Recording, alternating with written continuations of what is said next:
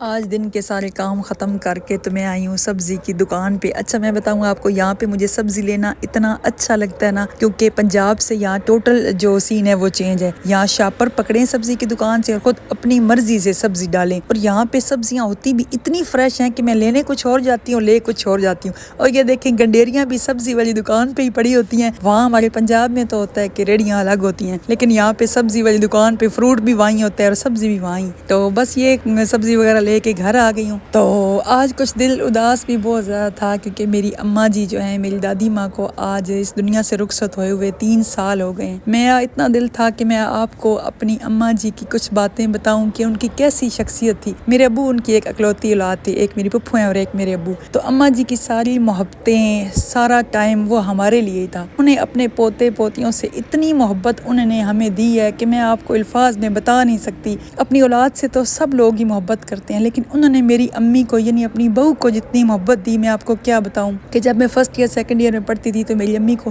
Hepatitis ہو گیا، تو میری اماں جی اتنی رو رو کے امی کے لیے دعائیں کرتی تھی۔ ہر بندہ جو ان کو بندہ ملتا کہتے تھے میری سائمہ کے لیے دعا کرنا، میری بہو کے لیے دعا کرنا کہ اللہ تعالیٰ اسے صحت دے، اسے کچھ نہ ہو۔ یعنی اتنی محبت کہ میں آپ کو کیا بتاؤں۔ اور مجھے آج وہ گانا یاد آ رہا تھا کہ جب کوئی پیار سے بلائے گا تم کو ایک شخص یاد آئے گا۔ تو میں نے کہا اماں جی کی طرح تو کوئی بلاتا ہی نہیں ہے۔ اماں جی، جب میں اماں جی کے پاس بیٹھتی تو اماں جی مجھے بلاتی تھی طیبہ رانی، میری بختاں والی دھی، میری کرماں والی دھی۔ تو اس طرح کی آوازیں اور اس طرح سے بلانا تو کوئی بلا ہی نہیں سکتا اس طرح۔ اللہ تعالیٰ میری اماں جی کو کروٹ کروٹ جنت نصیب کریں، آمین۔